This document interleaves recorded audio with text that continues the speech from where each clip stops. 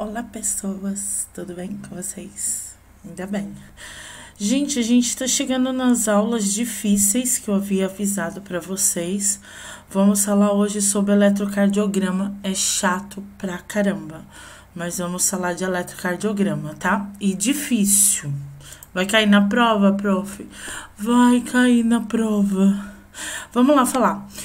Atividade elétrica cardíaca. Lembra que eu falei para vocês? O músculo cardíaco, ele funciona que nem uma bomba, né?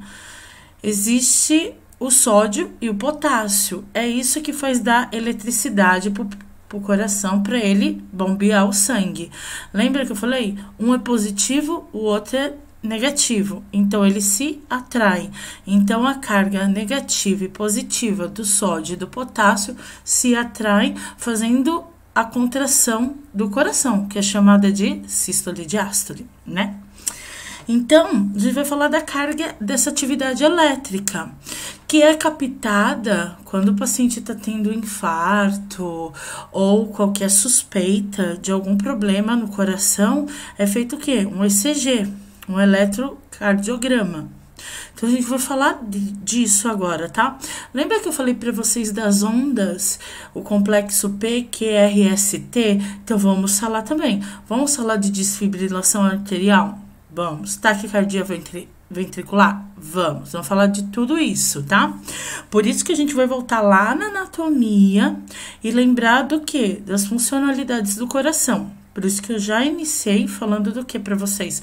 Dessa contratibilidade, que é a bomba de sódio e potássio que juntas fazem o coração bater. O coração precisa do cérebro para bater? Já falei para vocês que não, mas o cérebro precisa do coração para ele estar funcionando, beleza? Acho que o coração é o único órgão que não precisa do cérebro para funcionar, tá? Porque ele tem a bomba dele lá que o cara é da hora. Então, vamos lá falar do eletrocardiograma, né? É um registro da ativação elétrica do coração, quer dizer, o registro da atividade elétrica, quer dizer, da contratibilidade do coração, para que a corrente elétrica faça todo o percurso intracardíaco de cargas positivas e negativas, estão contidas dentro das células especializadas do coração. Então, lá dentro, lá nas células cardíacas, lá em um músculo, né? Qual que é o nome do músculo que reveste o coração? Qual que é o nome do músculo do coração? Como que é mesmo? Putz, esqueci. Ah, tá, lembrei, miocárdio, né? Lá dentro do coração nós temos quem? Pericárdio, né? E lá fora do coração nós temos quem? O endocárdio, né? Não, minto. Fora do coração é o pericárdio e dentro do coração é o endocárdio. E dentro ali de todas essas partes do coração existem as células. E essas células são as células que eu falei para vocês, as células de sódio e potássio, que são as positivas e negativas, que elas juntas vão fazer o quê? O coração bater. Beleza? Então, vamos lá. Quando em repouso, o lado de fora das células é positivo e o de dentro é negativo. Processo este denominado estado balanceado ou polarizado. Gente, as células que ficam por fora são as células positivas. É sódio ou potássio? Potássio é positivo, né? Dentro fica só as células do quê? De sódio, que é negativo. Então, quando elas se juntam, quando o coração faz aquela contração, né? Sístole, diástole são as bombas de sódio e as bombas de potássio que se juntam e fazem essa contratibilidade, tá? Então, ao ocorrer o estímulo dessa célula, sua polaridade é invertida, ou seja, positivo dentro e negativo fora, ocorrendo assim a despolarização, que reflete o fluxo de uma corrente elétrica para todas as células de repouso. Então, vamos lá. Por exemplo, tá em repouso? Não. Ele não tá parado, tá, gente? Tá em repouso é nome de dizer. Ele tá batendo menos, vamos supor assim. Porque a gente sabe que ele vai bater mais forte caso necessite. Quais são as horas que o coração normal vai bater mais forte? No caso, quando eu estiver me alimentando ou quando eu estiver me exercitando, né? Que ele precisa de mais sangue aí para bombear para os órgãos que estão sendo utilizados naquela hora. Se eu estiver fazendo uma atividade física, qual que é o sistema que eu vou mais usar? O sistema muscular. Então, o sistema muscular vai precisar de mais sangue. Então, ele vai bombear mais rápido. Quando diz que ele está em repouso, é que ele está batendo normalzinho ali, os 70 batimentos ali, né? Bem normalzinho. Então, quando ele fala de repolarização, ele está polarizado quando ele está em repouso. Então, as células positivas para fora, as negativas para dentro. Quando ele fala em repolarização, é como se invertesse essas células. As que estão negativas vão para fora e as que estão positivas vão para dentro. Então, faz ele bater mais rapidinho, tá? Então, as propriedades das células miocárdicas que permitem esses eventos elevados, levando à contração do músculo cardíaco, são a automoticidade ou a capacidade de iniciar um impulso elétrico, a excitabilidade ou a capacidade em responder ao impulso, condutividade ou capacidade de transmitir o impulso e contratibilidade ou capacidade de responder à ação da bomba cardíaca. Essas propriedades determinam a atividade elétrica do coração. Então, tudo que eu falei está resumido, né? O que é o coração? Uma bomba, né? Quais são as bombas, né? Ele precisa de eletricidade. E qual é da onde que ele vai tirar essa eletricidade? Através das energias de positivo e negativo. E como que é que faz? Quando ocorre a repolarização, quando essa célula negativa ela vem para o lado do lado de fora e as positivas vêm para o lado de dentro, acontece uma repolarização, aí o coração faz aquela contratibilidade, né? Aquela contração que ele faz. O impulso elétrico gerado do nó sinusal, lembra que a gente viu na outra aula o nó sinusal? O nó sinusal fica lá no meio do coração, lembra que eu mostrei para vocês na fotinho? Então, fica lá no meio do coração. Aí, essas células de polarização e repolarização, que é sódio e potássio, elas estão ali no nó sinusal. E esse nó, lembra que ele pega os átrios e depois vem para os ventrículos, que é assim que faz o coração bater. Então, lembra lá de anatomia, pequena e grande circulação? Então, quando que entra o sangue cheio de gás carbônico no átrio direito, certo? Então, o nó sinusal vai lá e dá o choque elétrico lá no átrio direito. Para quê? Para ele ficar esperando encher. E nisso, os outros estão funcionando ali. Todo mundo funciona junto, né? Não fica paradinho ali.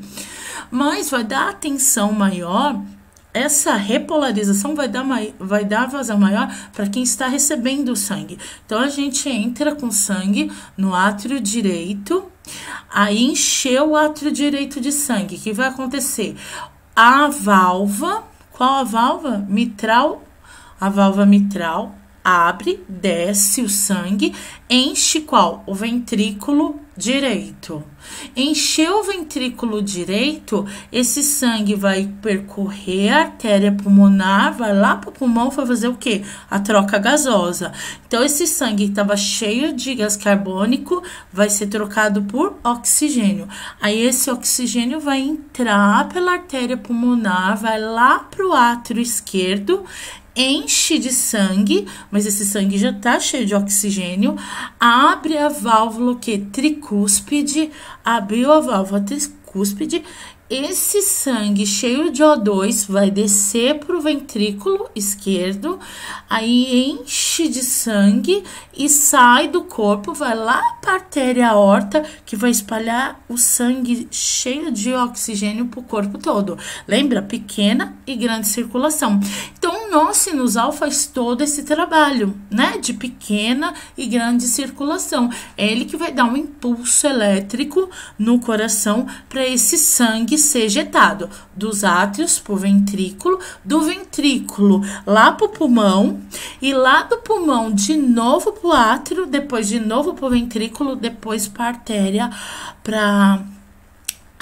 aorta para espalhar pro corpo todo, né? Por isso que é importante lá a anatomia e vocês relembrarem a pequena e a grande circulação. Será que eu vou pedir na prova? Putz, eu acho que eu vou pedir, hein? Bom, vamos lá. O impulso elétrico gerado no nó sinusal, a condução através das fibras, a estimulação do músculo e o período de recuperação são transmitidos para a superfície do corpo, onde pode ser captadas por meio dos eletrodos fixados na pele. Então, aqui ele já entrou falando no ECG, que esse impulso lá no nódo sinatrial, os eletrodos que a gente coloca no paciente, no corpo do paciente, é sentido lá no ECG, tá bom? Por isso que é importante saber colocar o ECG e saber ler. Tá? Então, a gente vai lá ver depois o certinho como é que as ondas que tem que aparecer lá no eletro, né? Essas forças elétricas em forma de ondas positivas e negativas podem ser visualizadas por meio de um monitor cardíaco, visor osciloscópio ou no eletrocardiograma registrados em fita corrente de papel especial milimetrado. As ondas originadas dessa atividade elétrica são designadas pelo complexo PQRST, que eu falei na última aula, né? Como as forças elétricas geradas pelo coração se espalham simultaneamente em várias direções. Lembra do nó do sinusal? Então, ele vai pegar, ele vai mandar a onda lá para os átrios e manda a onda para os ventrículos. Mas, a mesma hora que está enchendo o coração aqui, o átrio direito, o ventrículo esquerdo está sendo esvaziado. É na mesma hora, porque o coração não para, né? Ele vai ali. Quanto? 7 litros de sangue por minuto. Então, imagine o tanto que ele não tá batendo, né?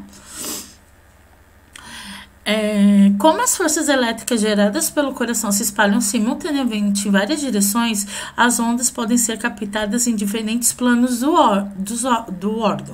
Planos do órgão. Há 3 derivações dos membros denominados bipolares, 1, 2 e 3. Gente, e também são conhecidas como AVR, AVL e AVF. Lembra que eu já tinha comentado daquelas pazinhas que colocam nos braços e nos pés do paciente? Então, são essas ondas, tá? Então, AVL, AVF e AVR, tá? E tem a pazinha lá que é tipo neutro, tá? São 4 pás. Mas lá no ECG, quando vocês vão fazer lá, quando vocês estiverem no estágio, estiverem trabalhando, melhor vocês ficarem atentos para aprender isso no estágio, tá? Porque aí vocês sabem colocar o ECG, porque, nossa, vou nem falar nada, esquece. E 6 derivações ventriculares, tá? Que são chamadas unipolares. Então, a V1, a V2, a V3, a V4, a V5, tá? Então, lembra que eu falei? Começa aqui, bem aqui no externo, você coloca a primeira aqui, bem aqui no meio, tá? Do externo, a V1. Aí, você vai seguindo em direção ao membro superior, eu acho que é o direito do paciente, você vai seguindo bem essa ordem assim, V1, V2, V3, V4, V5, V5, né? Você coloca os eletrodos ali certinho e depois lá no aparelho de ECG tem os pegadores certinho para depois você ligar o ECG e fazer lá o pontilhado, tá bom? Do paciente. Não é difícil, tá? Então, vamos lá falar, cada onda serve para quê lá no ECG? Ele vai identificar o quê, tá? Então, a onda P, que é a primeira onda, né? Lá no eletrocardiograma vai ser a primeira onda, é para baixo, né?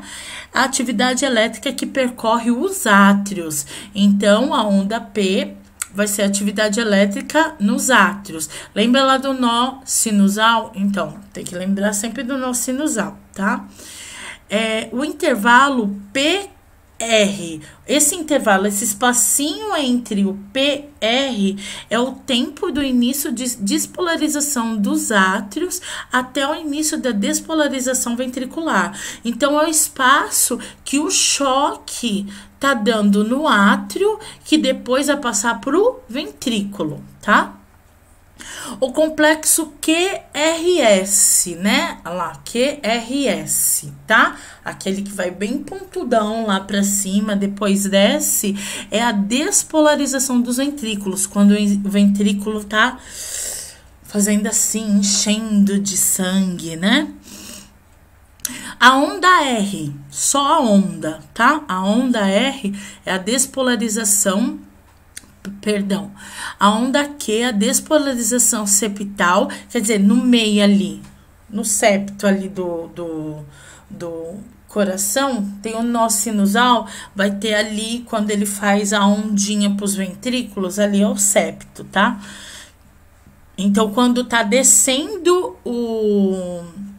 a atividade elétrica, tá descendo aquele espaçozinho ali do coração. A onda R é a despolarização ventricular. De novo. A onda S é a despolarização da região basal posterior do ventrículo esquerdo. Então, gente, posterior quer dizer da face de fora do ventrículo, que vai ajudar ele a fazer o quê? Fazer mais força para aquele sangue que tá cheio de O2 e por corpo todo. Lembra que o ventrículo esquerdo que carrega o sangue o quê? Oxigenado, tá? E a onda T é a repolarização dos ventrículos, né? Quando ele vai começar a receber sangue de novo. O segmento ST, período de inatividade elétrica depois de o miocárdio estar despolarizado. Então, o período que vai de S a T é o período que ele está despolarizando, né? Ele tá voltando ao normal para depois ele encher de novo. E o intervalo QT é o tempo necessário para a despolarização e a repolarização dos ventrículos, né? Então, enquanto os átrios estão fazendo o trabalhinho dele ali, esse intervalo QT é o espaço que ele tem entre ele fazer força e voltar ao normal. Fazer força e voltar ao normal, tá? É difícil? Eu acho. A localização, gente, lá no ECG, né, que eu falei, a localização das derivações precordiais, né, que é no tórax. Então, lá, o V1, no quarto espaço intercostal direito do externo. Falei que era direito? Então, quarto espaço, aí você vê aqui, intercostal. O que é? Entre as costelas, né? Quarto espaço intercostal, aqui, ó. O primeiro é aqui. O segundo é no quarto espaço intercostal esquerdo do externo, esquerdo. V3, a meia distância entre V2 e V4. V4, quinto espaço intercostal esquerdo a partir da linha média clavicular. Então, você vê aqui a linha média, clavícula, lembra lá, né? De anatomia, clavícula, e você mede aqui, bem no meio dela, você vai colocar o quê? O eletrodo V4, né? E o V5 é no quinto espaço intercostal esquerdo, a partir da linha média clavicular. V6 também tem, aí, tinha esquecido. Linha axilar média do nível, no espaço do nível 4. Então, tá aqui, você mediu aqui, a clavícula, bem aqui no meio tá o 4. O 5 vai estar aqui e o 6 mais aqui pra cima, tá?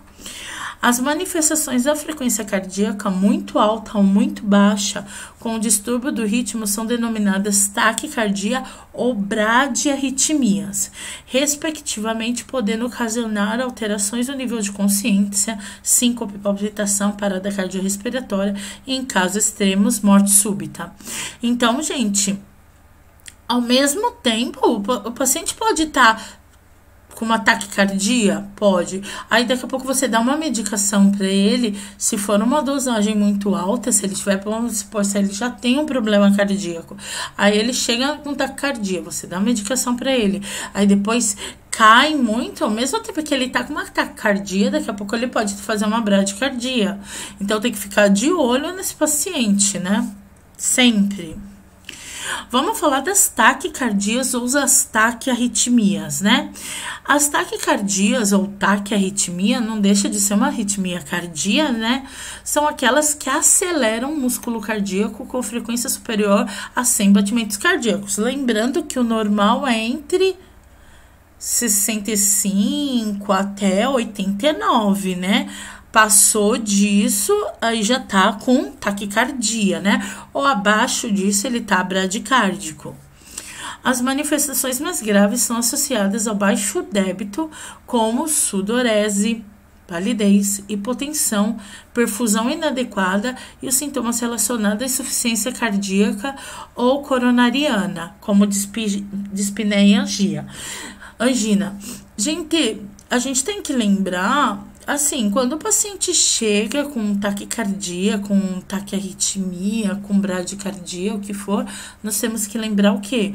Quais são os sinais e sintomas desse paciente? Lembra lá do choque cardiogênico, que tá ligado aí com o coração, com as taquicardias? Então, a gente tem que lembrar qual que é os sinais e sintomas desse paciente, né? Então, a gente vê aqui que os sinais mais graves são o quê? Sudorese, ele tá transpirando muito.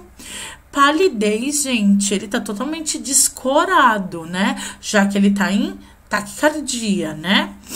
Hipotensão. Nossa, prof, mas o coração dele tá batendo rápido e a PA dele tá baixa, sim, porque é inadequado o número de... independe o coração dele tá batendo, mas o volume de sangue é baixo, né? Então, lembra lá nos ICCs, a insuficiência cardíaca congestiva? Então, lá nos ICCs, o coração do paciente tá batendo mais rápido, né? Justamente por causa da medicação, porque no ICC normalmente o coração dele já tá bem fraquinho, né?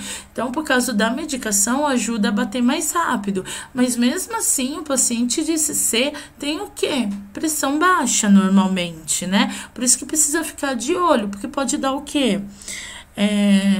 Problema de consciência no paciente, né? Se a pressão dele estiver muito baixa, tem que ficar de olho no paciente, tá? Dentre os ritmos atriais não sinusais, destacaremos a taquicardia supraventricular, o flutter atrial e a fibrilação arterial. Gente, eu vou falar só para mérito de conhecimento de vocês, tá? Porque realmente isso não tem tanta importância assim para um auxiliar ou um técnico de enfermagem. Isso é mais cobrado para quem? Para o enfermeiro, né? Que tem que saber o que é um flutter arterial. Mas quem for trabalhar no SAMU tem que saber os ritmos cardíacos da parada, tá? Que eu vou falar mais para frente, né? Então, entre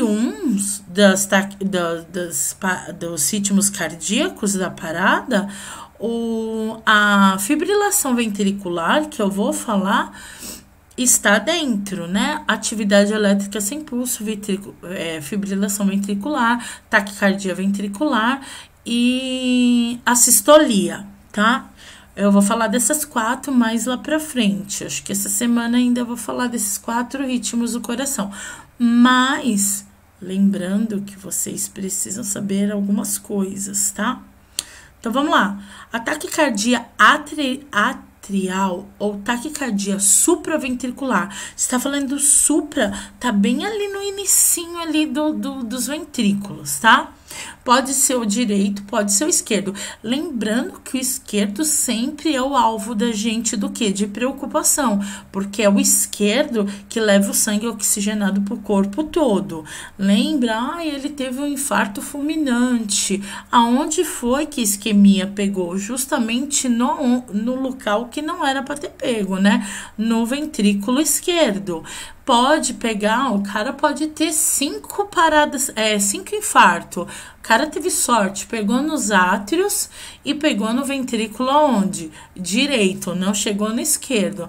Se ele não se cuidar, logo chega no esquerdo, né? Então, vamos lá. Taquicardia supraventricular apresenta o complexo QRS, tá? Morfologicamente normal, com frequência cardíaca elevada entre 140 a 180 batimentos por minuto. Olha como tá batendo forte. Exceto em crianças nas quais a frequência pode ultrapassar a 200 batimentos cardíacos. Olha só, gente, em criança, quanto que pode chegar, né?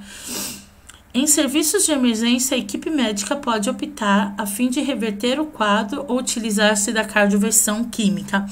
Gente, eu vou falar da cardioversão lá quando a gente estiver falando de parada, porque ao contrário do que as pessoas pensam, a gente só usa o desfibrilador ou cardioversor quando o coração está, como está aqui, né? Está em colapso. Quando o coração está parado, não adianta você dar choque nele. Você vai dar choque nele pra quê? Se ele tá parado. Não tem nem coerência. A gente dá choque porque lembra lá as bombas de sódio e potássio que tá lá no coração? Então, elas não estão se encontrando. Então, o coração tá todo desorientado. Então, a gente dá o choque, né? Sei lá, 200 joules, 300 joules, aí é o médico que vai decidir quantos joules dá, né? Então, aí vai dar o choque pro coração voltar a bater. Normalmente, ao contrário do que as pessoas dizem, porque quando existem 2 ritmos do coração na parada, que ele tá paradão, a sistolia e a ESP, atividade elétrica sem pulso. Então, essas duas funções ali do coração, esses 2 batimentos da parada, o coração tá parado. Você vai dar um choque no cara? Não, eu não vou dar um choque no cara. O que eu vou fazer? Vou tacar epinefrina, adrenalina para quê? Para ativar aquelas células lá do coração, para elas começarem a bater, mesmo que esteja ali em confusão, né? E aí sim, se precisar, dependendo se ele tiver com uma fibrilação arterial, uma taquicardia ventricular, perdão, aí ele voltar a bater normal, tá? Então, eu vou falar mais pra frente, eu vou falar mais sobre isso, que eu vou falar sobre as drogas lá da parada. Por isso que é importante a gente saber das drogas. Vocês reclamaram a beça das drogas. Ai, prof, os nomes são muito difíceis, não sei o quê. Vocês não viram a dificuldade ainda. Ainda mais os samuzeiros aí da vida, né? Ai, prof, não, eu quero ir pro SAMU. Quero ir pro SAMU, tem que saber. Cada droga é para uma coisa do coração. Nós vimos dopamina, dobuta, né? Adrenalina, que é para quê? Cada droga dessa tem uma funcionalidade pro coração. Eu acabei de falar, se as células estão lá mortas, paradona, o que eu vou tacar? Vou tacar adrenalina para ativar essas células. Aí eu comentei com vocês que aí eu vou jogar o quê? Uma dobuta ou uma dopamina para quê? Para manter o coração batendo ritmo, né? Ou pro coração bater mais forte, tá? E depois eu taco um beta bloqueador nele para ele continuar ali naquele ritmo que eu quero, tá bom? Mas isso é mais lá pra frentinha. Então, gente, na taquicardia, ele tá dizendo que pode usar, tá? Na taquicardia, o coração tá totalmente desorientado. Então, o que eu tenho que fazer? Descoordenado. O que eu tenho que fazer? Tacar o cardioversor para ele voltar a fazer sístole e diástole normal. Mas, prof, uma medicação pode ajudar? Pode, uma medicação pode ajudar. Mas o correto é tacar quando ele tá assim, desorientado, né? Tá meio perdido da vida. O que a gente tem que fazer? A gente tem que dar um choque nele para ele voltar a bater normal. Depois taca a medicação para ele continuar naquele ritmo, para ele não voltar a ficar descompensado, tá? Vamos falar da taquicardia atrial? Taquicardia atrial. Então, eu tô falando da taquicardia onde? Nos átrios. Nada a ver com os ventrículos, tá?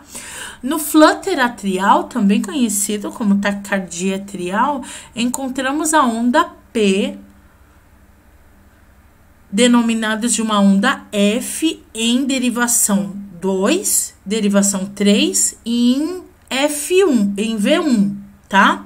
O complexo QRS morfologicamente normal e a frequência cardíaca elevada. Então, se você olhar o complexo QRS, lá nesse G, ele vai estar normal. Mas se você olhar a onda F ou a derivação 2 e 3, vai estar desregulado, tá? Então, alguma coisa tá errado.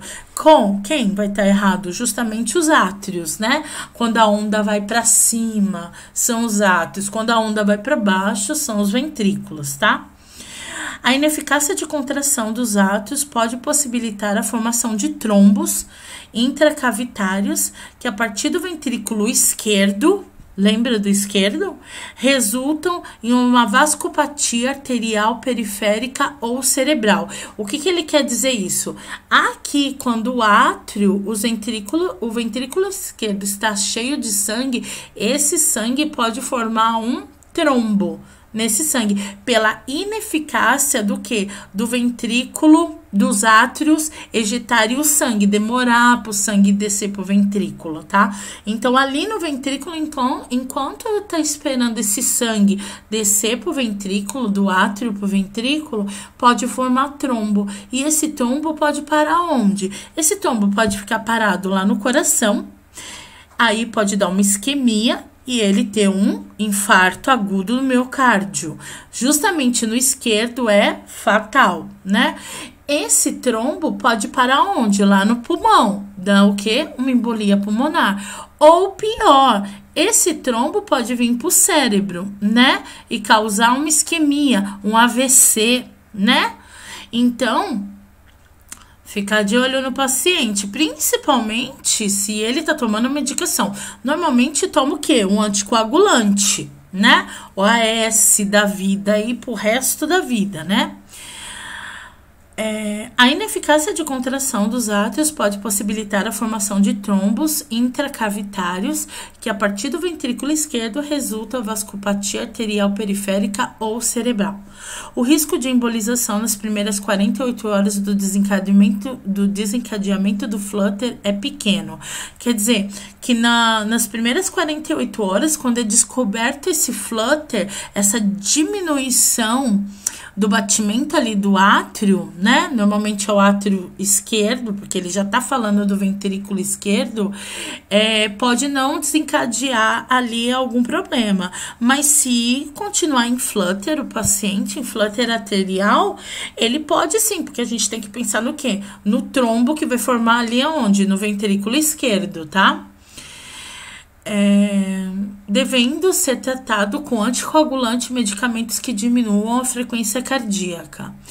O tratamento é preferencialmente realizado pela cardioversão elétrica com baixa carga de energia, porque esse tipo de arritmia raramente responde a tratamento medicamentoso. Então, se o paciente está em taquicardia arterial e o coração dele estiver lá desorientado, né? A cardioversão, quer dizer, o choque, pode ser eficaz, tá? Mas normalmente dá o quê? Uma medicação para o paciente, AS, tá? A fibrilação arterial. O que é a fibrilação? Nós falamos da taquicardia, agora a gente fala da fibrilação. Fibrilação, ele fibrilar. Taquicardia, ele bater forte. Fibrilar é como se ele tivesse em colapso, vamos dizer assim, tá? Então, a fibrilação arterial caracteriza-se por ondas P, morfologicamente variadas, irregulares, caracterizadas com onda R e V1. Lembra onde que a gente põe V1? Bem aqui no externo, né? Atividade elétrica arterial irregular é a arritmia mais frequente em serviços de emergência e necessita de reversão química por meio de terapia medicamentosa antiarrítmica ou de cardioversão elétrica com valores de cargas energéticas elevadas. Diferente da taquicardia, que em vez de você dar o choque, você dá o choque lá 300 joules, 400 joules, que seja, vai ser menos, 200 joules, né? Porque ele já tá fibrilando, quer dizer que ele tá batendo, não tá batendo igual na taquicardia, né? Ele tá batendo menos, mas ele precisa do choque para voltar a bater normal. Lá na taquicardia, ele tá fazendo sístole e diástole, mas é muito rápido, tá? Propicia a formação de trombos intercavitários pela inadequação da contração arterial, devendo ser iniciada a terapia de anticoagulação. Então, vamos lá de novo para a medicação, né?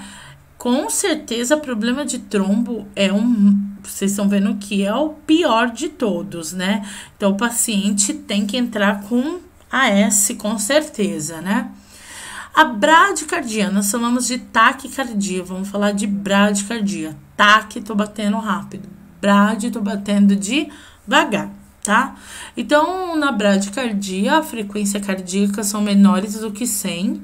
Normalmente, eu conheci uma pessoa que fez, acho que 3 ou 4 pontes de safena e não tinha mais jeito, né? Não tem mais jeito.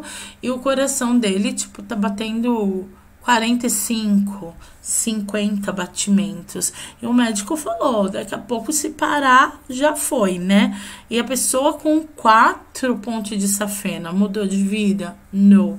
Continua fumante, comendo carne vermelha de montão e vai ter jeito? Não vai. O jeito para essa pessoa é caixão e vela preta, né? Então, vamos lá. Então, os batimentos cardíacos são menores do que 100, ao contrário das taques, que são maiores de 100, né? Incluem bradicardia sinusal e bloqueio atrioventricular. Bloqueio atrioventricular, gente, vai ser naquelas válvulas, tá? Que fecha quando o sangue sai do átrio vindo pro ventrículo. Quais são as válvulas? As válvulas atrioventriculares. Quais são? Mitral e tricúspide, tá? Normalmente dá um probleminha ali nessas válvulas. Pode ser de primeiro, segundo e terceiro grau. O bloqueio atrioventricular de terceiro grau, denominado bloqueio atrioventricular total, é o mais grave de todos, porque nenhum dos impulsos atriais estimula o nodo atrioventricular. Então, quer dizer, sabe aquele nodo sinusal que manda estímulo para os átrios e manda estímulo para os ventrículos? Então, quando a pessoa tá com esse problema, né, o bloqueio atrioventricular de terceiro grau, o estímulo não passa dos átrios para o ventrículo, não tem estímulo. Se não tem estímulo, sai o sangue ali dos átrios para o ventrículo? Sai, mas bem pouquinho, porque eu preciso de estímulo para ter a contração do músculo, né? Então, o bloqueio atrioventricular de terceiro grau, denominado bloqueio atrioventricular total, é o mais grave de todos. É comum o paciente apresentar síncope, desmaio ou insuficiência cardíaca súbita. Na bradicardia sinusal, o ritmo sinusal apresenta menor do que 60 batimentos cardíacos no adulto e 80 batimentos cardíacos na criança. Gente, eu não me recordo de verdade a normalidade do batimento cardíaco das crianças, tá? Não sou muito fã lá da pediatria, mas dizendo ele que 80 a criança está em bradicardia, então nós denominamos que o quê? O normal do batimento da criança seja maior do que 100, né? Ou 120. As causas estão relacionadas ao aumento do tônus, quer dizer, o aumento do músculo do coração, tá? Os exemplos, o que pode aumentar o tônus muscular, o músculo, né, do coração? Drogas, as isquemias, lembra do que é isquemia? A falta de oxigênio naquele lugar. Miocardites, gente, miocardites tem a ver também com pericardites, essas coisas todas, que tem a ver com o quê? Com o dente, né? Hipotiroidismo, treinamento físico, entre outros. O bloqueio atrioventricular de terceiro grau total caracteriza pela não passagem de estímulos atriais para os ventrículos, né? Então, o estímulo lá, aquelas ondas elétricas, quase não passam entre o átrio e o ventrículo. Aí eu coloquei aqui uma fotinho do bloqueio para vocês verem lá o traçado lá no eletro, tá? A onda P não tem relação fixa com o complexo QRS, que tem, né? Uma tá juntinho com a outra, então a gente tem lá a primeira onda P, o complexo QRS, depois a gente tem a onda T e assim vai, né? Então a onda P não está junto com o complexo QRS. Então você vê ali a diminuição ali da onda P, que normalmente a onda P é mais curvadinha. Você vê a onda P ali quase nem tem.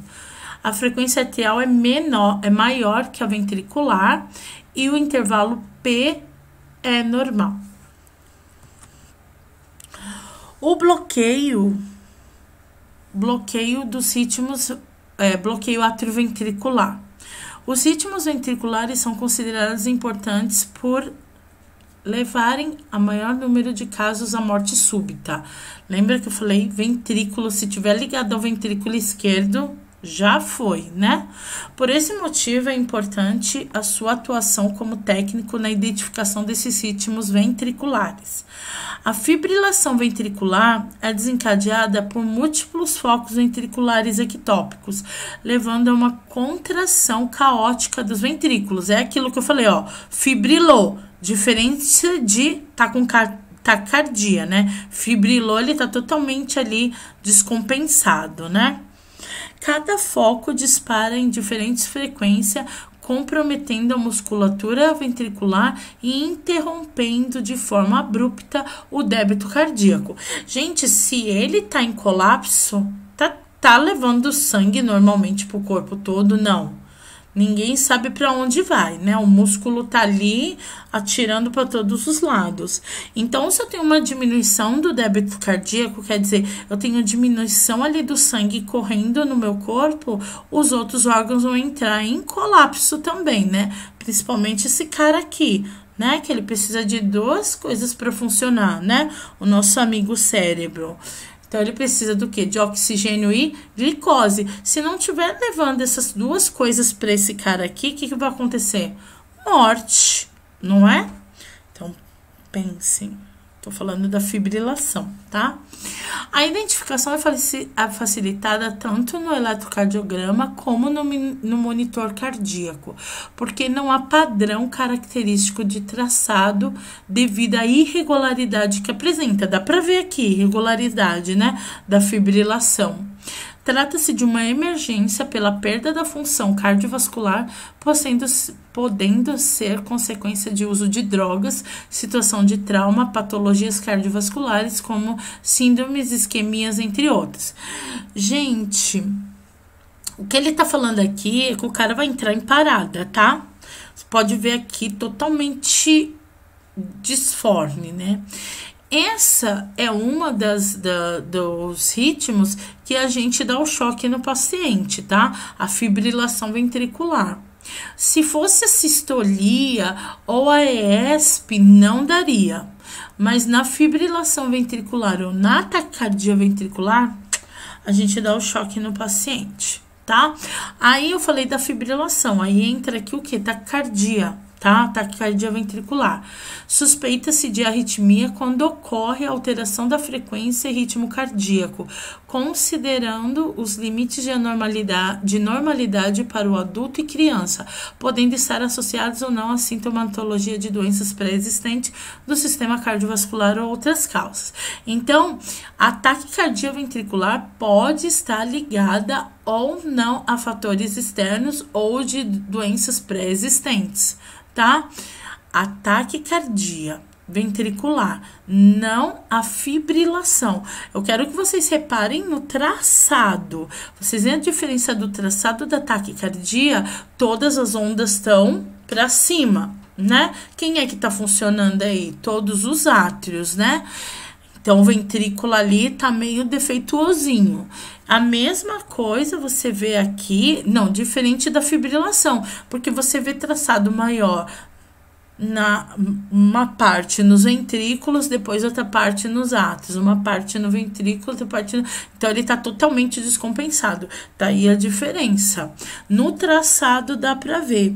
Mais para frente vocês vão conhecer o traçado da ESP e da sistolia. A sistolia todo mundo sabe, é quando tá passando aquele risquinho, né?